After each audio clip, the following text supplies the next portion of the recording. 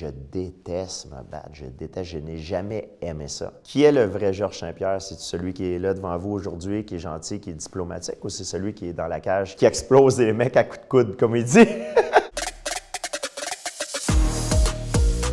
Bonjour, je suis Georges Saint-Pierre pour des Career Highlights de GQ.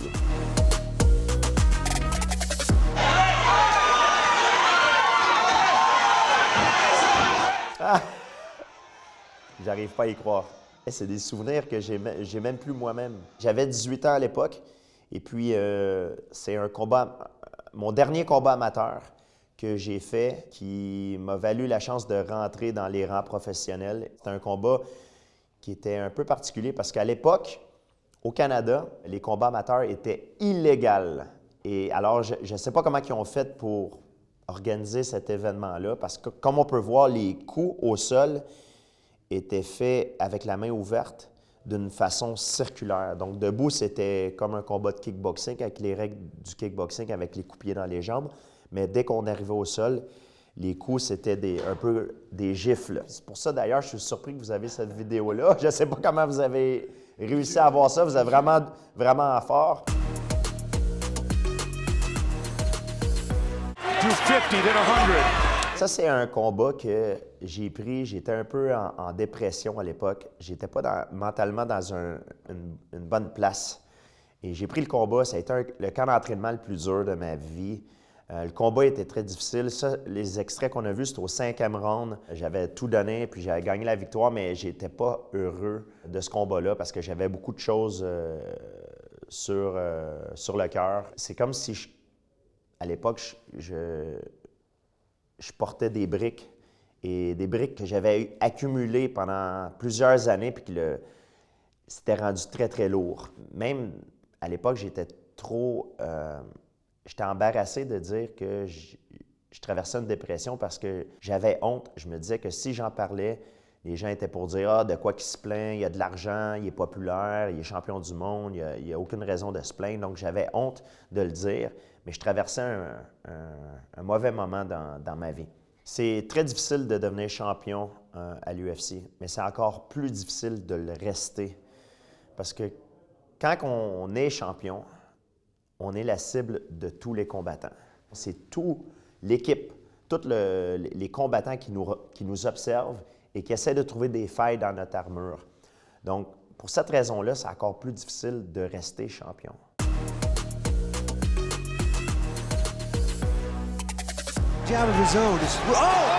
Ça, c'est mon combat revanche contre Matthews. La première fois que je m'avais battu contre Matthews, il m'avait battu avec un jujigatame, une clé de bras. Là, c'était mon combat revanche. C'était la première fois que je gagnais la ceinture, que je devenais champion du UFC. Mon rêve venait de se réaliser. C'était incroyable.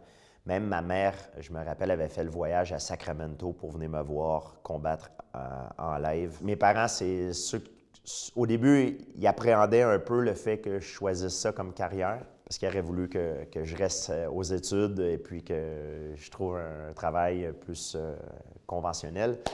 Mais ils ont vu que j'avais beaucoup de talent, puis j'aimais beaucoup ce que je faisais, j'avais beaucoup de succès. Alors, ils sont devenus mes plus grands fans et puis ils m'ont toujours supporté. Alors, pour moi, c'est vraiment quelque chose de spécial. Quand on devient champion, la vie change. Et ma vie, elle avait changé de A à Z en un clin d'œil. Toutes les ceintures que j'ai eues, je les ai données à des gens qui m'ont aidé le plus durant mon parcours. Parce que des ceintures, c'est un symbole. Et c'est un symbole pour essayer d'inspirer les gens. Alors, ça ne sert à rien si je la garde dans un placard. Donc, moi, toutes les ceintures que j'ai gagnées, je les ai données à des personnes différentes qui m'ont aidé durant mon parcours à devenir champion et à rester champion. Celle-là, c'est à ma mère. C'est mes parents qui ont cette ceinture-là.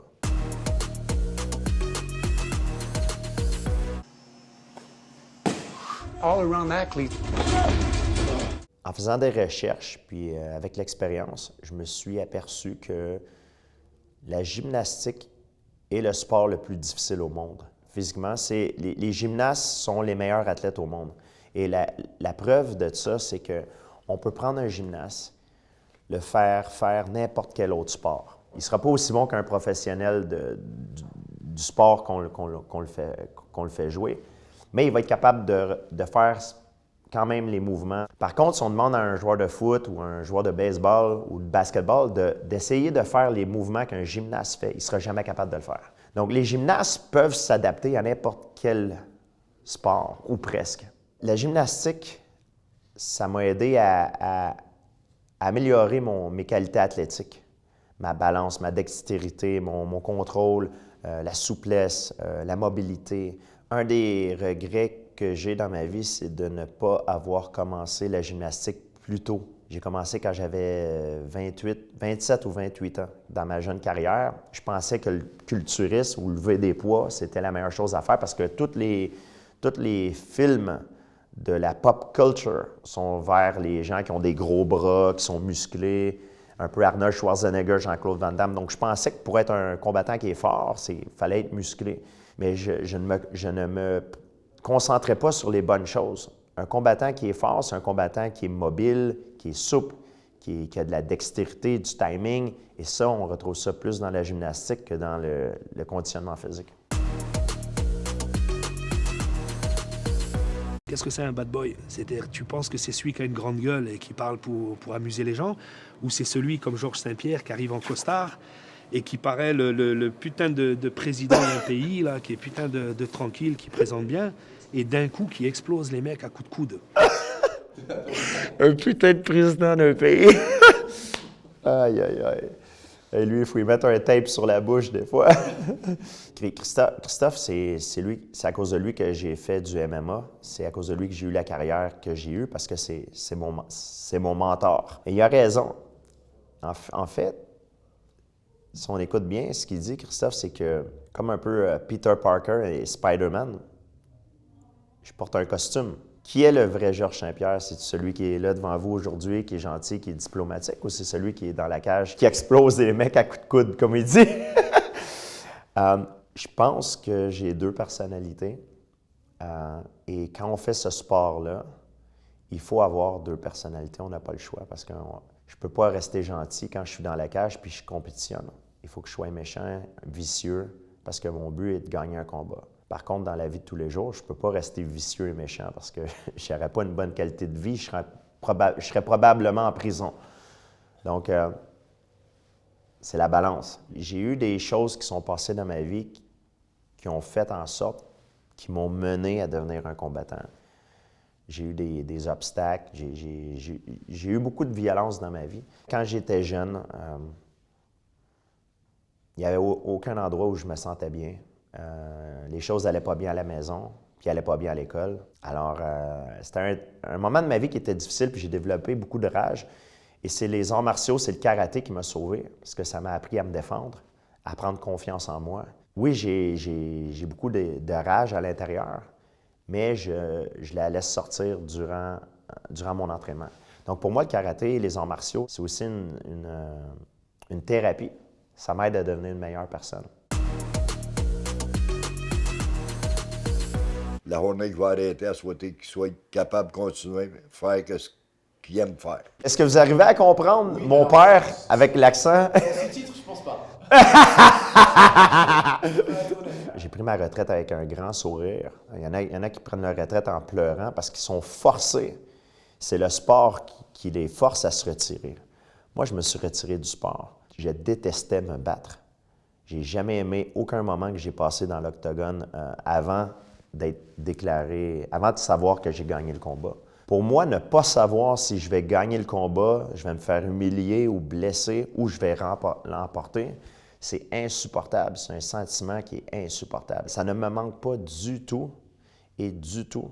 La raison pour laquelle je l'ai fait, les gens me demandent pourquoi tu l'as fait d'abord. Alors, je l'ai fait pour avoir la liberté, l'argent, l'accès aux choses que la plupart des gens n'ont pas, la condition physique, être en forme. J'adore mon sport, j'adore m'entraîner, mais je déteste me battre. Je n'ai jamais aimé ça. Le pire jour de l'année, pour moi, quand je compétitionnais, c'était le jour que je combattais. Je détestais ça. Mais je savais qu'il fallait que je le fasse pour pouvoir continuer à avoir ce mode de vie. Je suis encore plus occupé maintenant que je l'étais à l'époque parce que je me suis retiré au sommet de ma carrière, au top. L'erreur que les gens font, surtout dans les sports de combat, souvent, ils sortent trop tard. Ils sont forcés de se retirer. Et là, ils ont des problèmes de santé, des problèmes d'argent. Moi, je me suis retiré au top. Peut-être que j'ai laissé de l'argent sur la table et que j'aurais pu en faire plus de combats. Mais par contre, il y a plein d'opportunités qui sont ouvertes à moi. Des opportunités de faire des films, des opportunités de faire des sponsorships. Si j'avais fini ma carrière sur des défaites, ces opportunités-là, ces portes-là auraient été fermées. Donc moi, ce que je dis aux combattants, il faut se retirer quand vous êtes au top. Parce qu'on dit « je joue au foot, je joue au baseball, au basketball », mais on ne joue pas à se battre. Et les conséquences sont beaucoup plus graves en combat. J'adore beaucoup le cinéma et maintenant, je prends des cours de acting. Ça fait 4 ans et j'aime beaucoup jouer. C'est un bon après-carrière pour moi parce que je pense aussi que j'ai joué toute ma vie. Parce que quand on me voit marcher vers l'octogone, j'ai le sourire, je laisse les gens penser que je suis en confiance, que pour moi, c'est impossible d'échouer, mais en réalité, je suis effrayé, j'ai peur, je suis extrêmement inconfortable. Alors, je me mets un masque, je joue. Et c'est la même chose que j'ai fait tout le long de ma carrière. C'est un grand honneur parce que les médias, c'est eux qui nous couvrent, qui nous font la promotion, en fait. Et c'est à cause de eux qu'on peut faire ce qu'on aime pour vivre. Alors, pour moi, c'est important d'aller là puis un peu de redonner. Maintenant, ça va être un gala qui est pour couronner les meilleures images, les meilleures vidéos. Donc, pour moi, c'est très important d'aller là puis de redonner à ces gens-là parce que c'est les médias aussi. Des fois, on a tendance à voir le négatif, mais c'est aussi très positif. C'est eux qui nous font bien paraître, qui capturent les moments de nos performances. Je pense que ça va bien aller, puis j'ai hâte de rencontrer les gens là-bas. Merci, c'était Georges Saint-Pierre pour GQ.